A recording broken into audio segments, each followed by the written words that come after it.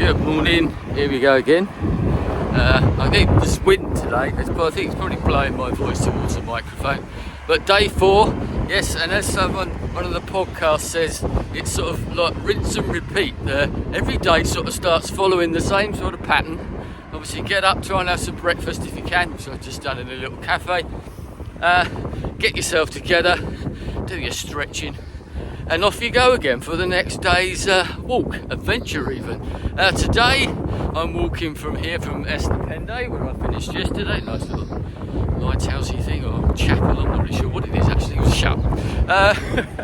And I'm walking to Viana de Castelo, which is supposed to be a very nice place, and I head off of the coastal trail and go slightly inland, which is the official route, the coastal route.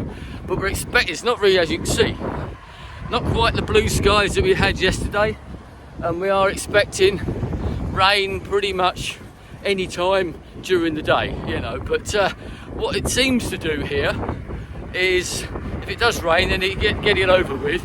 It doesn't linger like it does in the UK. So as I said, it's all very much getting into a groove and a rhythm. As I said, never done anything like this before. Always fancied doing some sort of long distance walk, but the Camino was sort of on my radar. I remember someone telling me about it, or talking about it, 10 years ago or something like that, and I knew about it, but I don't know where from. So it was there, and Julie's brother Nick wanted to do one of the other routes of the Camino. I should probably talk about the different routes, for his own personal reasons, which is what a lot of people do it.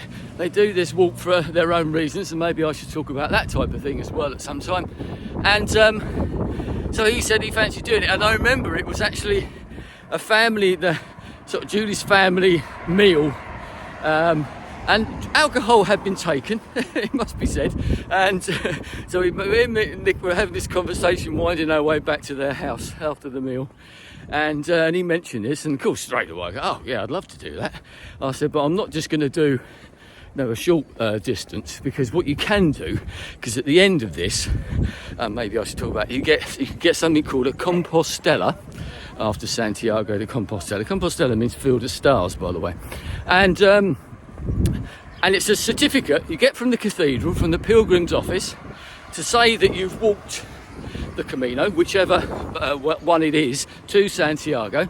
It's done in Latin with your full name and all this sort of stuff on it, but you have to walk a minimum distance to do that, which is fair enough, and the minimum distance is 100 kilometres. But I said to Nick, I'm not just doing 100 kilometres. If I'm going to do it, I'm going to do it properly. No offence to anyone who's just doing 100 kilometres. But I said, so we did a couple of stages, and we're going to do it from a place called Leon in northern Spain. And that worked out at about 300 kilometres. Not a huge difference to what I'm doing this year. So anyway, we all planned it. We were going to do it with a company, actually. And I mentioned, and Norma, who I met yesterday, was doing her walk with a company. And so they plan it all for you, plan where you're going to stay, plan the stages, but that has its disadvantages once again, maybe, because it's not up to you. I've planned exactly where I wanted to stop every particular day. A nice little estuary there. I say it's all river estuaries. I think I've got another one later. So anyway, so we're training, and you never know how much training you need to do. I'm relatively fit because I've always done a bit of running and like walking, as people may well know. So I was combining the two, and then literally a week before we were due to go away, I did my last 15 miles of the long walk over the South Downs. Felt okay, and the next day I couldn't walk. My knee had given out, and we were living in a flat then. I couldn't get up and down the stairs for a week. It turned out I got physio. The doctor said what they called runners or jumpers knee, not actually runner's knee, and basically it was an overuse injury, so I didn't do it. Nick did, thankfully. I'm very pleased that he did. He enjoyed it, but I thought I've still, scratched that itch type of thing. I need to go and do my own. Hence this one. I think it's all right. Just looking at this display board here, showing you what's going on with the estuary over there. Another lighthouse. So as I said, I didn't do it. so I wanted to do one, and I planned this one instead. So hence why I'm doing this particular route, because I fancied, as I think I said before, fancy walking on the coast. So that's it for today at the moment. I'm sure I shall check in at some other time, so a bit more background information. It could be an interesting day. Legs feel alright actually. This was the day I was dreading, if I'm honest, because the third day, I think I mentioned yesterday, the third day of long walks, continuous walks, never done that before, and after this it gets slightly easier, but we shall see. Anyway, onwards towards Santiago. Bon Camino, as they say. Here we are again. I just only got about a kilometre, but I thought I'd show you this side. Look. And there's the nice sandbanks and the estuary behind. Well, I think I mentioned about the rain coming, and I said potentially, but then you never know with these places. But it does look quite dark up there. I've actually put, I don't know if you can see, I come down there on my shoes. I don't know if you can see them. I've actually put my socks. I'm not quite sure how waterproof my walking shoes are, so I've wrapped my socks inside my shoes in white plastic bags. So a progress report on them maybe a bit later on. Anyway, yeah, there's another lighthouse all over the place. And actually, another thing I've seen on the coast all the way up here was, although Portugal was a neutral country, especially in the Second World War, there are lots of wrecks of ships and U-boats and all this sort of stuff off the coast, because obviously the Atlantic coast going down to the Straits of Gibraltar and all that sort of stuff. So quite a lot of military history, even though Portugal wasn't actually involved itself, but it's still got some of the debris. Anyway, onwards. Heading into the forest, into the trees off the seafront, out of the wind and into the rain. I'll show you what I look like now. It's not a pretty sight. There you go, all wrapped up under the elements, and luckily I managed to get my hat underneath the little hood, because yesterday when I used it I couldn't see where I was going. I was having to use my walking pole to hold the flap up, so you know, needs must and all that. Still, I tell you what, around here, we noticed it yesterday actually, the scent, because of the rain, the scent is released off of all these like eucalyptus trees, I think a lot of them are, and it's amazing, really strong. Breathe it in, clear your nostrils and all that sort of thing. Anyway, on we go. So thought I'd show you some of the rainwater. It's been absolutely pouring it down on and off since I saw you not long ago running down the roads. And typically, it's just coming back again, and typically when you want somewhere to shelter when it's really raining hard, there's nowhere around. Anyway, here we go. Well, we're into the woods now. I don't think you can hear that water running down there. Loads of water.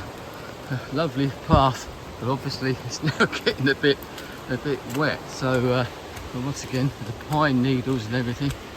But an interesting day so far, shall I say. I don't know how far I am into the walk. Very hard to tell actually. Hang on. Going down all these steep bits. That's one reason I've got a stick, a walking pole, very handy to balance. There we go. Lovely views. And hopefully the rain has now stopped. I thought it had stopped about a quarter of an hour ago, and everybody was getting ready, you know, because you can see in the distance it looked better. And then an absolute deluge. Everybody sheltering under every piece of little parapet or whatever that we could, balcony that we could. So anyway, hopefully, I keep my fingers crossed that that's the worst of the day over. But in some ways, that's what this is all about. Challenging yourself in all these different conditions. And today has certainly been that so far. So, here we go. All good.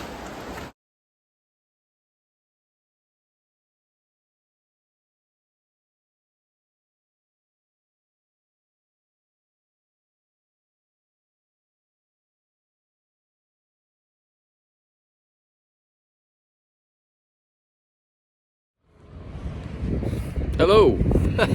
Well, here we are, Viana di Castelo, and behind me up on that hill is a a big church which you can get up to by a little cable car. I don't think I'm going to be doing that. And behind me is a nice little sailing ship over there. Once again, come over a bridge. This one here, and that was interesting. Today, as I've shown you a couple of bits already of how wet it has been today. There's still some rain around, you can probably see it, and maybe will be some later, but it's been absolutely torrential at times. And it's one of those times when, you know, they say about the Camino that the Camino gives, and it certainly did today, but it was all water. But also, one of the things about doing a pilgrimage, whether you're religious or not, it's meant to be challenging, and it's certainly been challenging. I mentioned before about the fact that I was, this was the day that I was not looking forward to because of the distance. I've done getting on for 15 miles again today, the third day in a row. Actually, I felt very good. I felt whether all the rain and everything took my mind off of it, I have no idea, but it hasn't been too bad at all. The rain, well, you're going to put up with things like that, I suppose, and it's part of the challenge, as I just mentioned. And also the terrain behind me, because we come over those hills behind me there, through the woodland, which is very nice and would be great if it wasn't wet underfoot and very squelchy. I mean, my shoes, I haven't checked them yet. I haven't got to the hotel yet. I'm just about to leave, just to get to go there. So I'm not sure how well my plastic bags have done and my socks. But at one point, I actually ended up in a puddle with one foot anyway. So I probably got rid of all the good that the plastic bags were doing. But it's one of those things. It's that